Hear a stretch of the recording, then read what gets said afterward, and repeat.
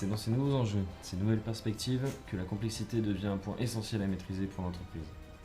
Plus précisément, au sein du service planification PDT de l'entreprise Laverie, nous nous soucions d'assurer une continuité dans la chaîne logistique, dans la chaîne d'approvisionnement, afin que celle-ci soit la plus solide possible et que nous puissions maîtriser les produits depuis son premier fournisseur jusqu'à son client final.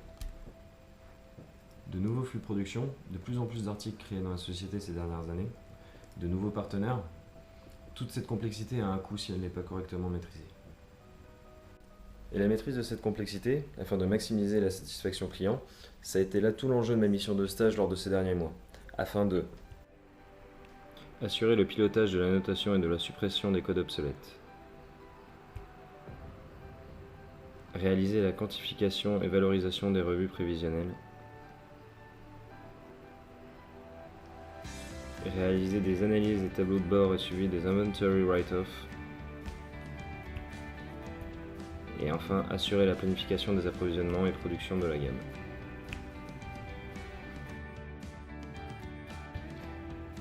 Pour ce qui est du suivi de la notation et de la suppression des codes obsolètes, le principe était de répertorier la totalité des codes existants et d'en attribuer une note sur 4 par chaque entité clé dans l'entreprise.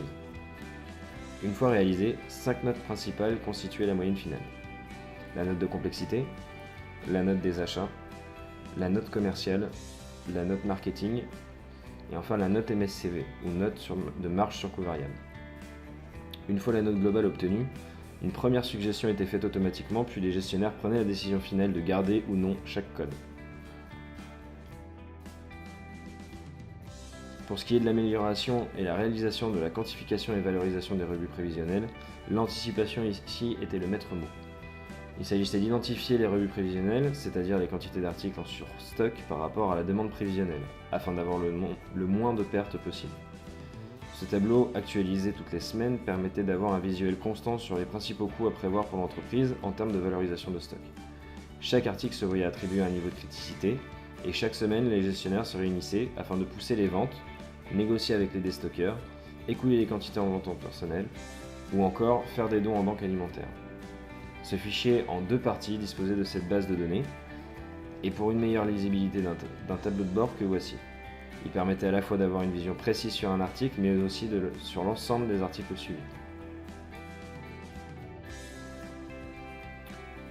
Dans le cadre de la réalisation des analyses et tableaux de bord de suivi des IWO, ou Inventory Write-off, la mission ici était de parvenir à avoir une quantification précise des coûts engendrés par les rebuts qui n'ont pas pu être écoulés à temps.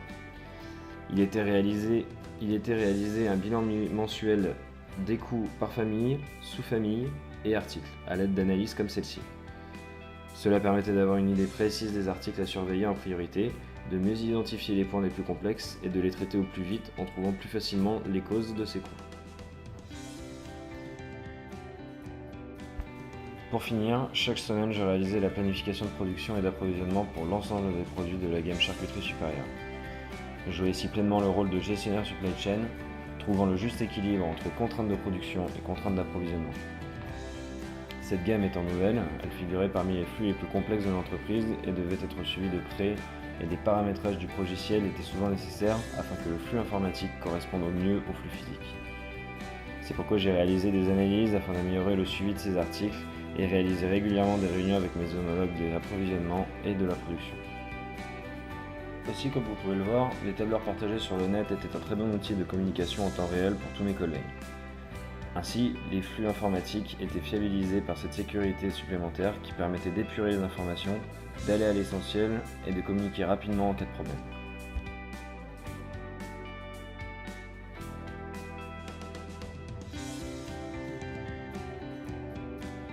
À travers toutes ces missions, mon stage m'a permis d'apprendre énormément sur la maîtrise de la complexité et de m'épanouir pleinement dans ces activités lors de ces derniers mois. Un grand merci à toute la société pour son accueil et merci à vous qui avez pris le temps de m'écouter.